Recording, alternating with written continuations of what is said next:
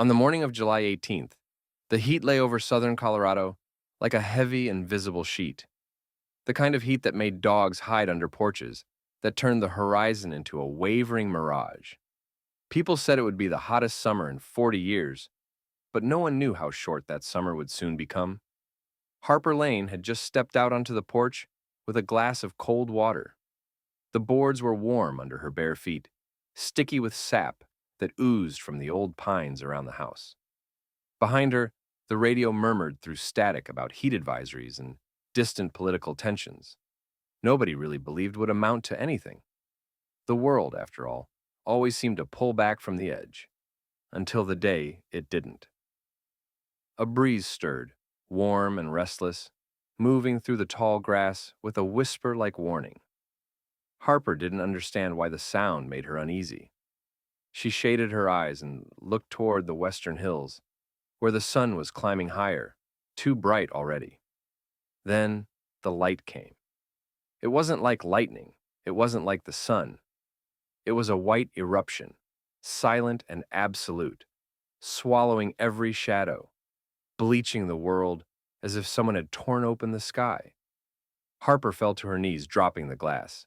It shattered beside her, but she didn't hear the sound. She didn't hear anything. The world had been switched off. For one long heartbeat, it was as if time froze inside the white void.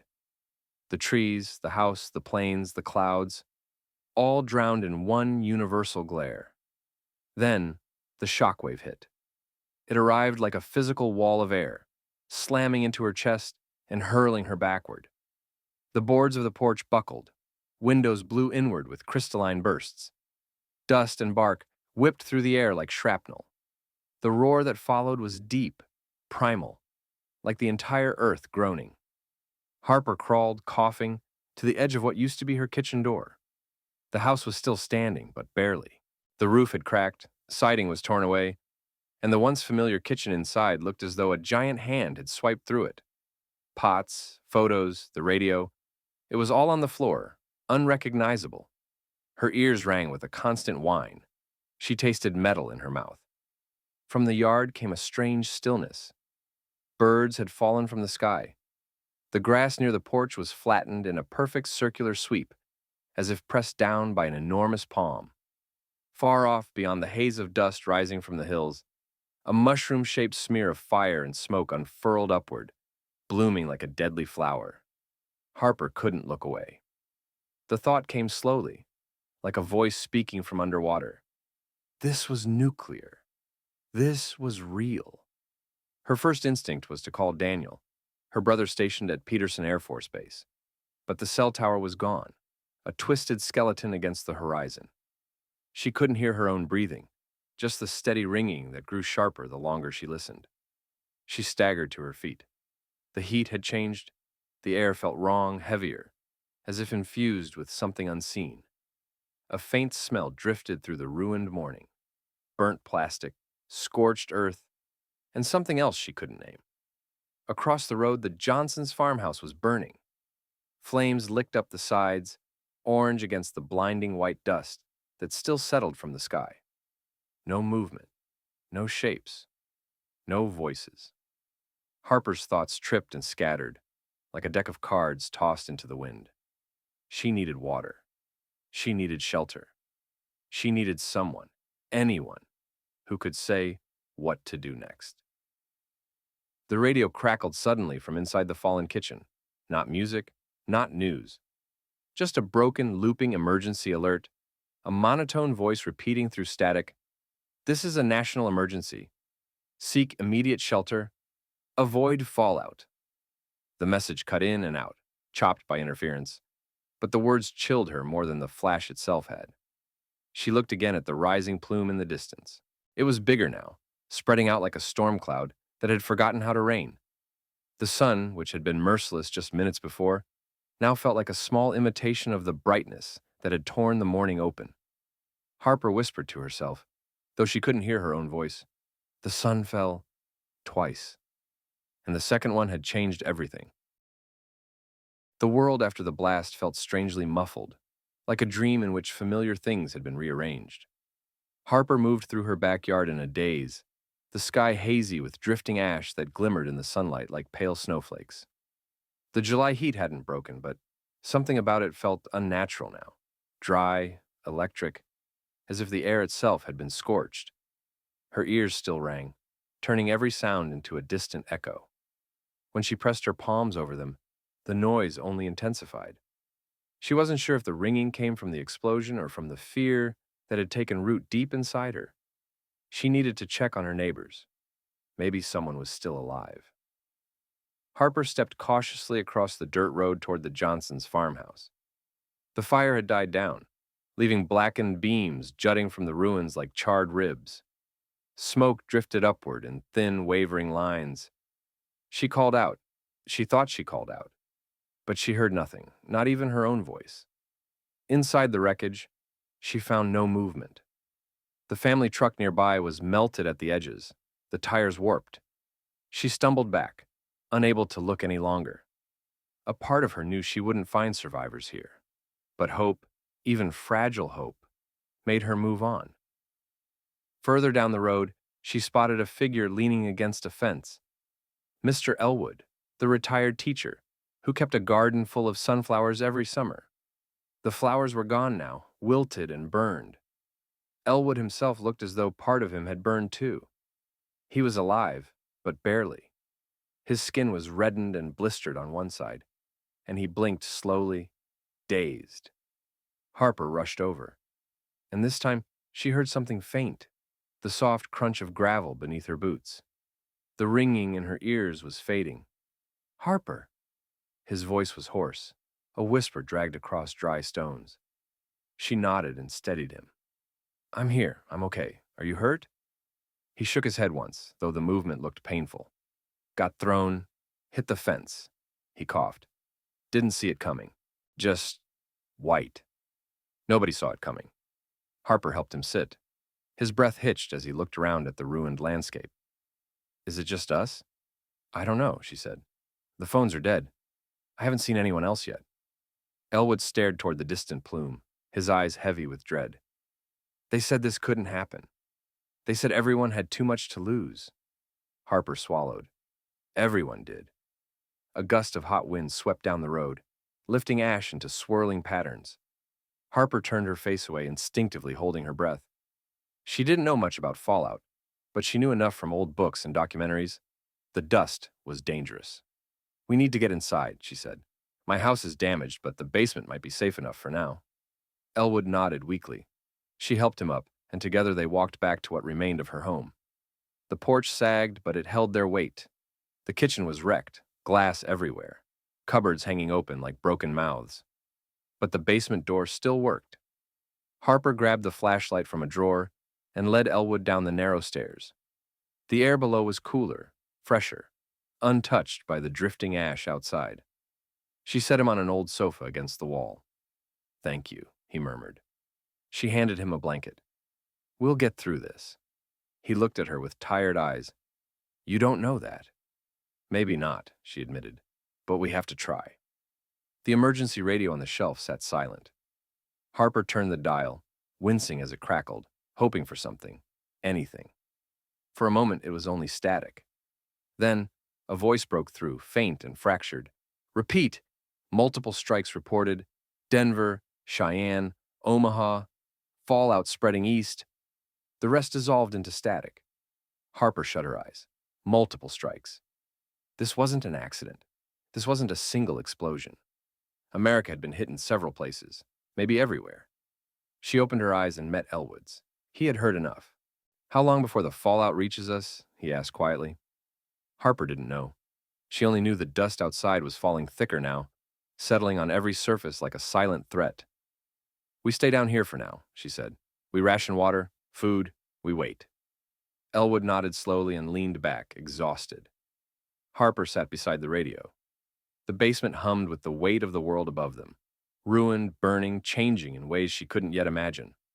Outside, the sunlight glowed dimmer through the basement windows.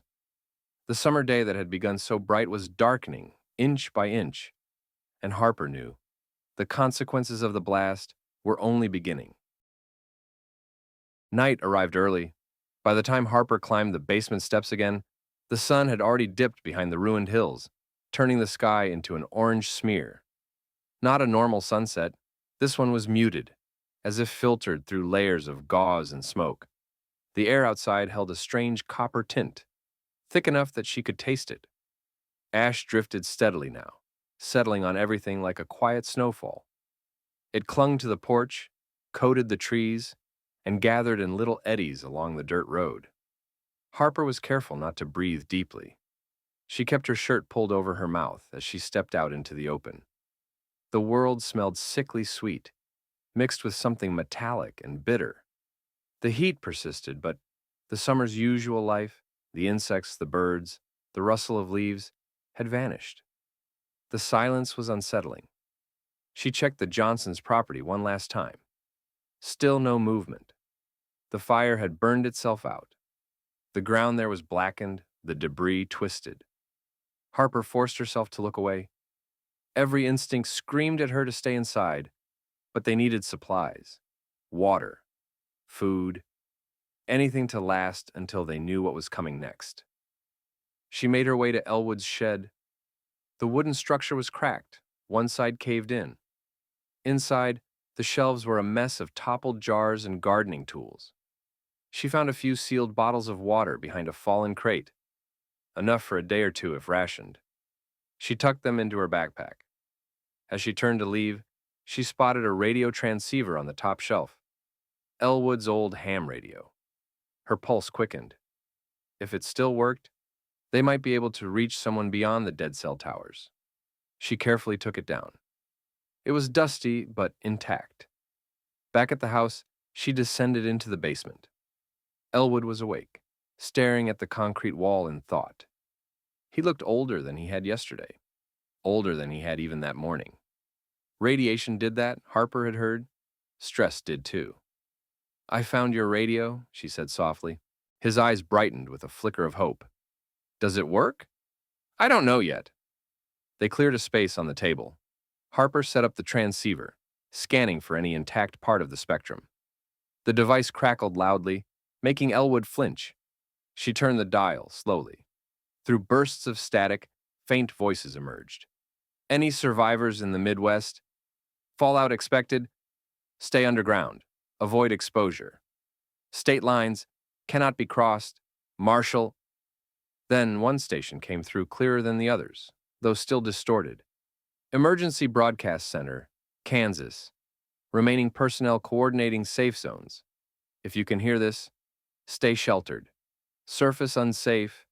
Contamination spreading." Harper leaned closer, adjusting the dial. Safe zones. Where? But the transmission faded, swallowed back into static. Elwood pressed a hand to his head. "Kansas, that's too far." "Maybe there are others," Harper said, "closer ones." He didn't answer. His gaze drifted toward his hands, shaking slightly. Harper knew what he was thinking. The blast had struck west of them, but the fallout was unpredictable. Some people might already be irradiated without knowing the extent. Her mind rebelled against the thought. She had to focus. "We're still alive," she said firmly. "That means we have a chance." Elwood looked at her, tired but grateful for her determination. "It also means we have decisions to make." Before Harper could respond, a dull thud echoed above them, like something heavy falling in the yard. Both froze. Harper grabbed the flashlight and eased up the stairs. The house creaked. Another soft thump came from outside, followed by a dragging sound. Someone or something was out there. Harper's heart pounded. She peered through a cracked board near the porch. At first, she saw nothing but drifting ash. Then, a silhouette stumbled into view. A young woman, maybe mid-20s, limping heavily. Her hair and clothes were covered in chalky dust, her face streaked with soot. She collapsed at the base of the steps. Harper rushed out despite the danger. "Hey, are you hurt?" she called, her voice trembling. The woman lifted her head weakly. "Please, help!" Harper helped her stand. The stranger's skin was hot to the touch. Her breathing was ragged. Harper guided her inside, supporting most of her weight. Elwood stood when he saw them. "Who?" "She made it from the highway," Harper said. "She's alive." The young woman lay on the sofa, blinking through tears. My name is Ava. The road, cars everywhere, people running. Then the bright sky. Harper handed her water. Ava drank slowly, wincing. We'll take care of you, Harper said. You're safe here. But as she said it, she wasn't sure it was true, because outside, the dust continued to fall, thicker now, coating the world in a gray veil. And somewhere beyond the hills, the glowing column of smoke still rose into the sky, unmoving, unending. The summer had turned strange, twisted by forces no one could control, and the consequences were only beginning to unfold. Ava slept fitfully, her breath shallow and uneven. Harper checked her temperature, still too warm, and wiped the young woman's forehead with a damp cloth. Ava had barely spoken since arriving, but when she did, her words trembled like someone caught halfway between dream and nightmare. Elwood watched from his seat, his eyes heavy but alert. The flickering lantern cast long shadows across the basement walls, giving the room a cave-like stillness. Outside, the night hummed faintly with the unnatural wind that carried the drifting ash. Radiation sickness? Harper whispered. Elwood nodded reluctantly. Could be early symptoms. Could be dust inhalation. Hard to tell. Harper pressed her lips together. She didn't want to think about what the coming days might do to Ava, or to any of them. Hours passed. The radio offered nothing but bursts of static punctuated by fragmented warnings. Harper scrolled through the frequencies again, unwilling to give up. At one point, a man's voice cut sharply through the static. If anyone can hear this, repeat. Fallon, Colorado, small survivor camp, North Ridge, coordinates. The transmission fizzled out before she could catch the rest. But the meaning was clear. Survivors existed nearby, and they were close enough to reach, if traveling outside wasn't a death sentence. Harper's pulse quickened. She repeated the message to Elwood in a hushed voice. He considered it, rubbing his temples. A camp means shelter, supplies, medical help. He paused. But it also means traveling through fallout. Ava stirred then, mumbling something that sounded like, "Don't leave me." Harper leaned closer. "We won't." But the reality was hard to ignore. Their water supply wouldn't last long, especially with 3 people. The food stores were low. And Elwood, though trying to hide it, seemed weaker every hour. "We can't stay here forever," Harper whispered. "If the dust keeps falling, we'll eventually be trapped. The camp might be our only chance." Elwood's expression softened with reluctant agreement. "If we go, it has to be soon." They spent the next hour preparing. Harper gathered the remaining water bottles, wrapped them in a blanket, and stuffed them into a backpack. She found 2 old respirator masks in the garage, one cracked but usable, the other intact. For Ava, she used a thick scarf, wrapped tightly around her mouth and nose. Before dawn, the 3 of them emerged from the basement. The air outside was colder than before, almost icy, a strange feeling for July. The sunlight, when it came, filtered through a thick layer of gray haze that dulled the sky into a dim, ghostly glow. The world seemed to have aged overnight. Trees stood silent, their leaves drooping like wilted paper. The ground was soft with ash. The horizon no longer shimmered from heat, but instead wavered under the heavy veil of fallout, drifting downward in slow motion. Harper tightened her grip on Ava's arm. "We'll go slowly. North Ridge shouldn't be too far." Elwood tried walking ahead but stumbled after a few steps. Harper rushed to steady him. "I'm fine," he muttered, though he was anything but. They followed the dirt road north, past the collapsed Johnson farmhouse and the melted truck. Each landmark felt like a ghost of a world that had existed only yesterday. The silence was suffocating, broken only by the crunch of ash beneath their shoes. Halfway up the ridge, the wind changed direction. The ash thickened, swirling around them in a suffocating storm. Harper pulled her mask tighter and covered Ava's face. "We need to move," she shouted, though her voice felt drowned out by the wind. Elwood lagged behind, coughing hard. Harper doubled back to help him, but he held up a hand, shaking his head. "No, keep going. You can't carry both of us." "We're not leaving you," she said firmly. A faint, weary smile cracked his lips. "You're strong, Harper. Stronger than you know. Get her to safety! The wind howled louder. Ava trembled violently, barely able to stand. Harper made a choice she would never forget. She wrapped her arm around Ava and pushed forward, dragging Elwood along with her as best she could. He leaned heavily on her, each step agonizing. Minutes felt like hours. At last, through the gray haze, a flicker of orange light appeared, a lantern swinging in someone's hand. Voices echoed faintly. Over here! Survivors? 3 of them! Harper's knees nearly buckled. 2 figures in heavy protective suits rushed toward them. Harper felt strong hands grab Ava, then Elwood, then her. The strangers guided them down a narrow path toward a small encampment, shielded by reinforced tarps and metal sheets. Warmth finally greeted her, along with the smell of something cooking, beans or soup. She couldn't tell.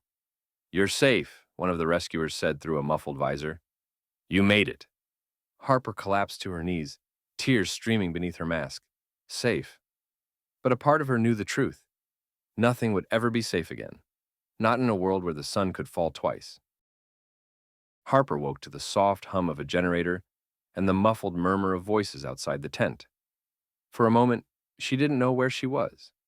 Only that the air was warmer, cleaner, no longer heavy with drifting ash. The sharp chemical smell of disinfectant replaced the sickly scent of burnt earth. Ava lay on a cot beside her, sleeping more peacefully than she had in days. Her fever had broken. Harper placed a gentle hand on her wrist, relieved to feel a steady pulse.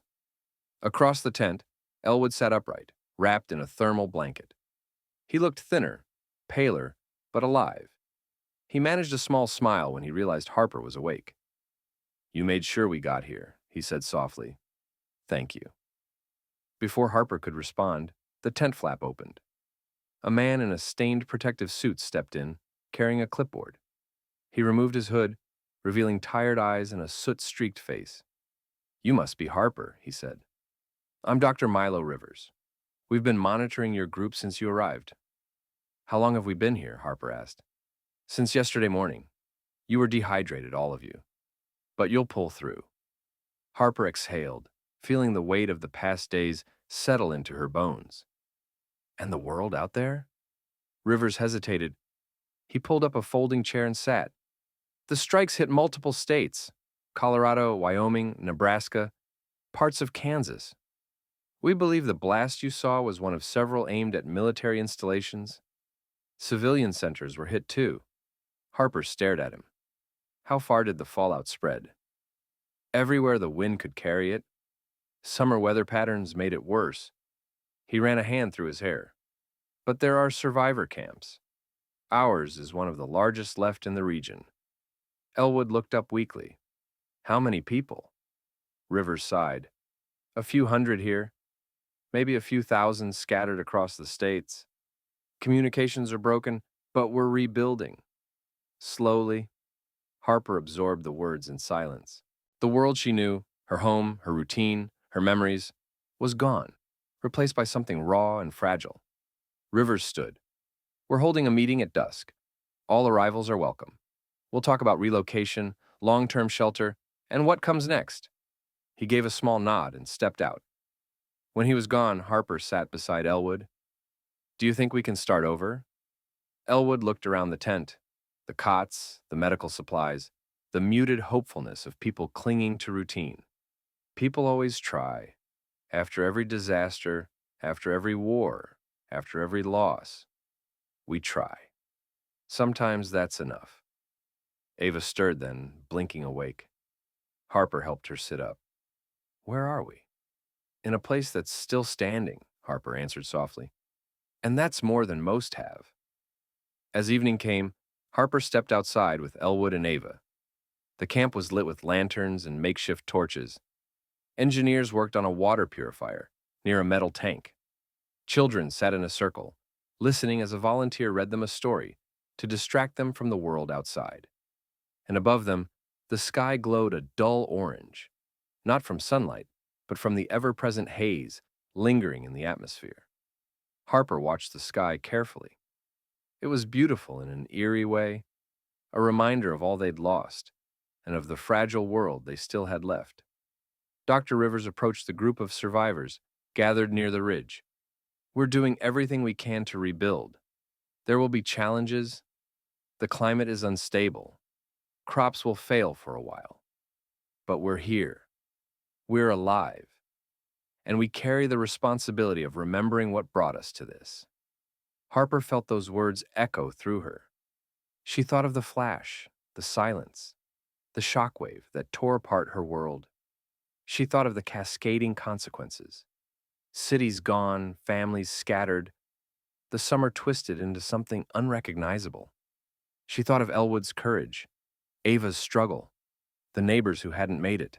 When the meeting ended, Harper walked to the top of the ridge alone. From there, she could see the distant horizon glowing faintly, the remnants of smoke drifting upward like a long scar across the sky. The wind was cool for the first time since the blast. It brushed her face gently, carrying no ash, only the scent of pine and soil. Harper closed her eyes. This wasn't the world she had known, but it was a world where people had survived, a world where they had a chance to rebuild, to protect what remained, to ensure the mistakes of the past never repeated.